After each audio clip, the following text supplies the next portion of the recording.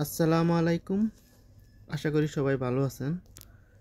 আরও একটি নতুন ভিডিওতে আপনাদের স্বাগতম। আজ আমি আপনার সাথে শেয়ার করব ব্যাংক এশিয়ার ইন্টারনেট ব্যাংকিং স্মার্ট অ্যাপস থেকে কিভাবে আপনারা ইস্টার্ন ব্যাংকে টাকা পাঠাবেন। তাহলে চলুন শুরু করি।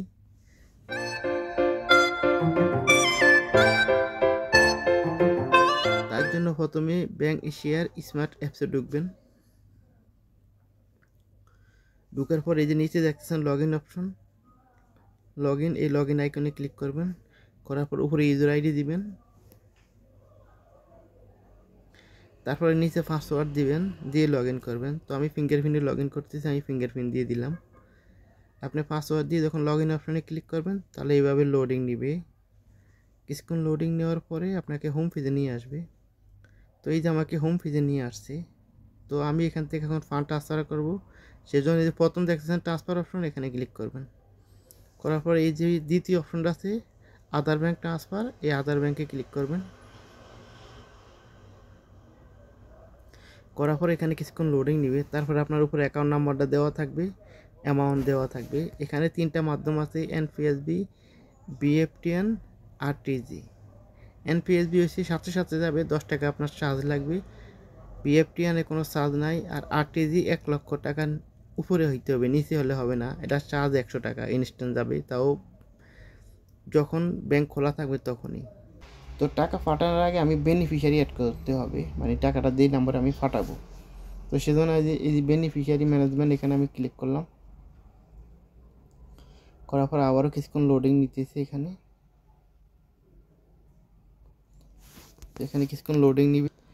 লোডিং নেওয়ার পর এই যে এখানে আমার যে বেনিফিশিয়ারিগুলো আছে এগুলো এখানে দেখাবে। তো আমি নতুন একটা বেনিফিশিয়ারি অ্যাড করবো, সেজন্য এই যে প্লাস আইকনে ক্লিক করব। করার পর এখানে কিছুক্ষণ লোডিং নিবে। তারপর প্রথমে আপনি এখানে এই যে চার্জ বার আছে এখানে ক্লিক করবেন। করার পর আপনি ব্যাংকের নাম সিলেক্ট করবেন। তো এই যে আমি ইস্টার্ন ব্যাংকে পাঠাবো, আমি ইস্টার্ন ব্যাংক সিলেক্ট করলাম। ইস্টার্ন ব্যাংক সিলেক্ট করার পরে কিছুক্ষণ লোডিং নিবে। তারপর এই যে নিচে ব্রাঞ্চের নাম সিলেক্ট করতে হবে। তো আপনি ইস্টার্ন ব্যাংকের যতগুলো ব্রাঞ্চ আছে সব চলে আসবে। তো আমি ধানমন্ডি ব্রাঞ্চে পাঠাবো, আমি ব্রাঞ্চ সিলেক্ট করতেছি। এখান থেকে আমি ব্রাঞ্চ সিলেক্ট করে দিয়ে দিলাম। তারপর আমি এখানে অ্যাকাউন্ট নাম্বারটা দিয়ে দিব। তো আমি অ্যাকাউন্ট নাম্বারটা দিয়ে দিতেছি। তো আমি এখানে অ্যাকাউন্ট নাম্বারটা দিয়ে দিলাম। অ্যাকাউন্ট নাম্বার দেওয়ার পর এখানে আমার নামটা আমি দিয়ে দিব। তো আমি আমার নাম দিয়ে দিতেছি। নাম দেওয়ার পরে এখানে আপনার নিক নেম দিয়ে দিতে হবে। তো আমি শুধু ইবিএল লিখলাম, নিক নেমটা ইবিএল শাহাদাত লিখলাম, নিক নেম। তারপর এখানে আপনার ইমেল অ্যাড্রেস দিতে পারেন, ফোন নাম্বার দিতে পারেন, আমি আর কিছু দিব না। তারপরে এই নিচের অপশনে ক্লিক করবেন।